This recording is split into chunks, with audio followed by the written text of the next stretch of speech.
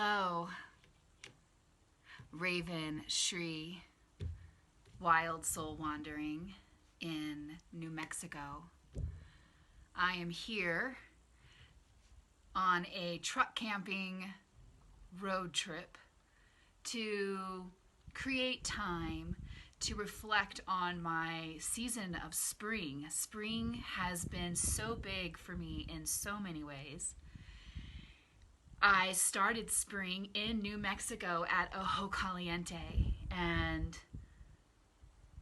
over the Easter weekend, releasing fear and opening up to wider levels of freedom. And then I went to Utah on a large ceremony adventure, and that rocked my world.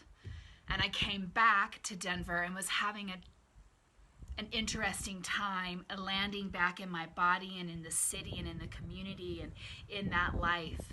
So I came back to New Mexico to punctuate this season of spring and reflect on some of the lessons that have come through.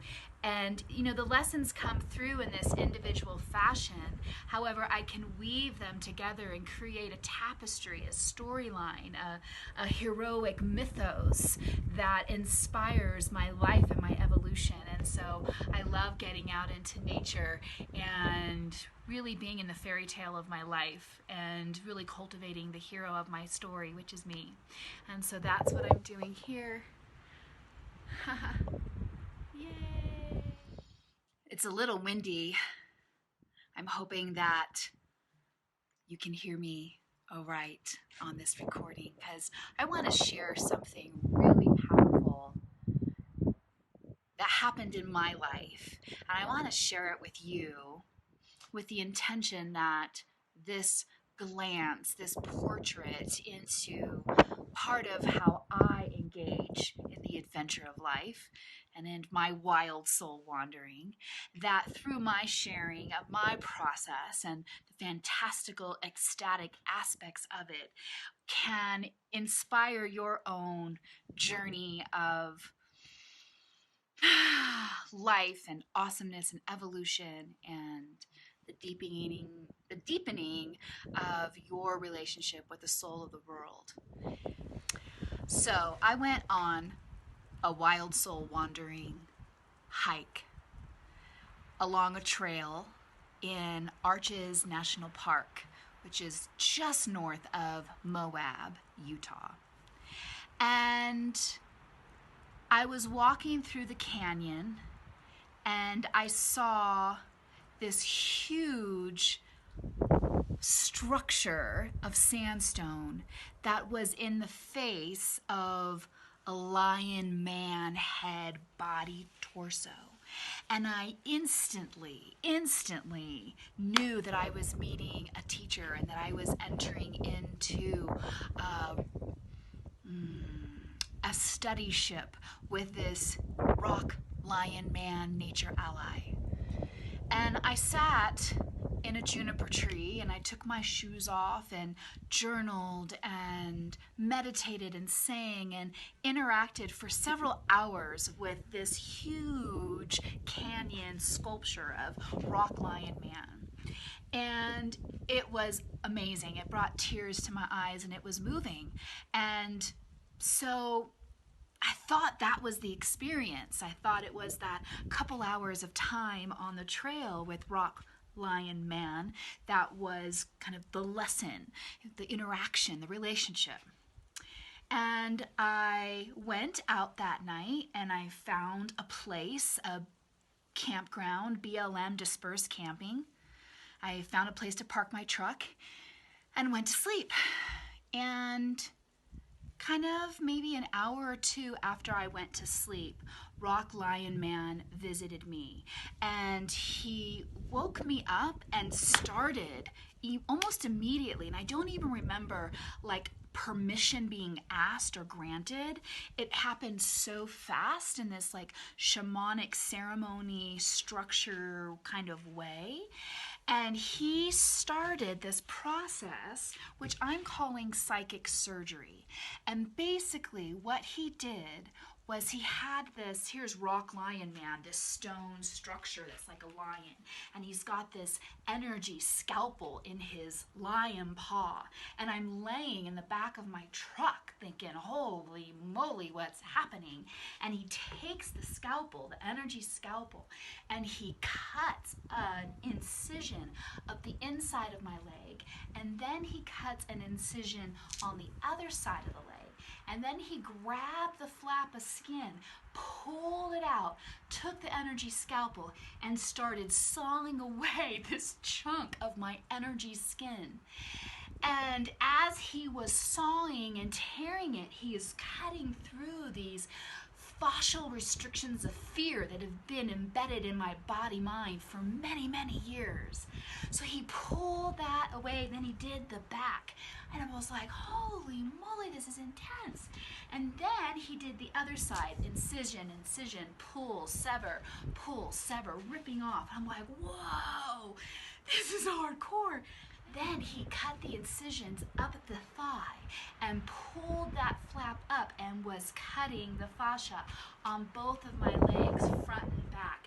At this point in time, I kind of knew this was going to go all the way up my body. And rather than question it or fight it or try to control it, I just surrendered into it. I knew that was going to be the most peaceful way to go through this surgery process of having my energy body completely like filleted and torn open. And he cut on my pelvis and cut and lifted that energy and cut it off and cut. And I remember where the strips are that he cut off on my body, and then on my back, and pulling that down, and on the arms and my hands. And at this time, I'm exhausted and I'm feeling so exposed. Like my whole body feels like it has a layer of energetic value that has been stripped away. And I'm oozing this energy blood. And then he made incisions and he ripped off my face and my head. And then I went to sleep. And it was exhausting. And then in the morning, what happened?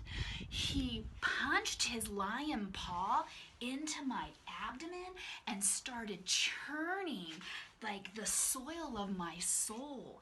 And he was going through my chakras and churning the soil to activate nutrients and get this oozy goozy wet soil body ready for the next step. And I didn't know what the next step was, but he massaged all of this exposed part of me. So I went to Dead Horse State Park, and there was this storm brewing, and it was thunder and lightning and rain, and it was pretty intense. And the guidance that came to me was to lay under this juniper tree on rock. And I was sad and I was tired and feeling very vulnerable. And Rock Lion Man visited me and planted these seeds. He had these seeds. And he planted seeds of freedom through my chakras, in my very kind of well-churned soil of self, and planted seeds of freedom in my thinking and in how I see the world, and in my creative expression, and in my loving, and in my power and vulnerability, and in my femininity, and in my health, and my body, and planted these seeds of freedom. And that felt really nice, but I still didn't have like a protective covering over me. I was very open.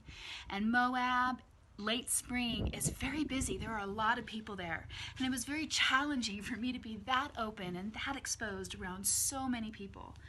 So I jumped in my truck, and I drove away, listening to guidance, and found this amazing campground at the base of a mountain that told my life story. And that's a whole nother blog.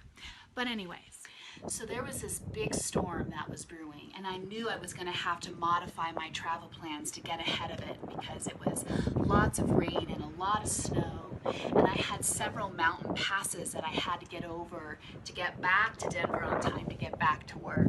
So I modified night as I was sleeping in my truck, Rock Lion Man came in, and now I have all of these seeds of freedom planted in my body. And he came through with this sod. It was this energy roll of sod, like when you're laying down new grass on your lawn, and it's this roll of grass that you lay down on the soil.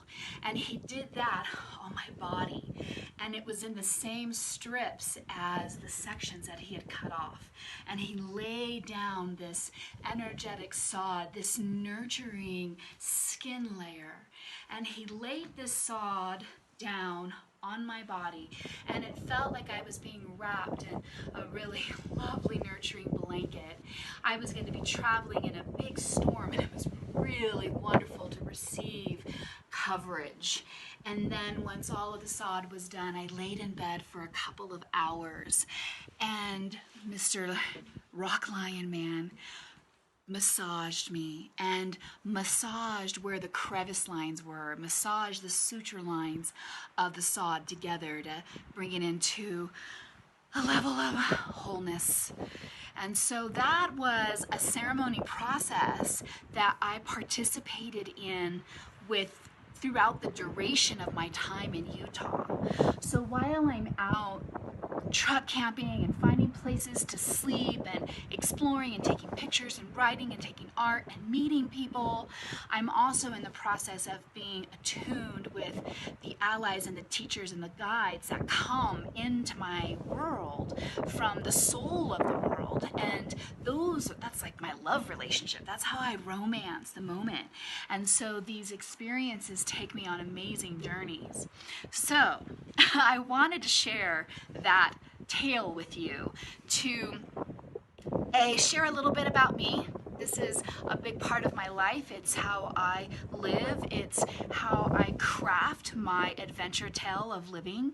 And I am inspired to share parts of my story with others so that others can be inspired to craft and create something magical and something ecstatic and something otherworldly as guidance and reference and juice and the elixir for soul evolution. So I look forward to continuing to water my garden and grow these seeds of freedom that have been planted and tend to them throughout the summer season and see what comes alive and see what blooms and work this channel of freedom through my chakras. And then when autumn gets here, I'll have an opportunity to harvest the fruit of that practice, harvest the growth of the season, and then settle back into winter, into a fallow space where I can recapitulate and prepare for the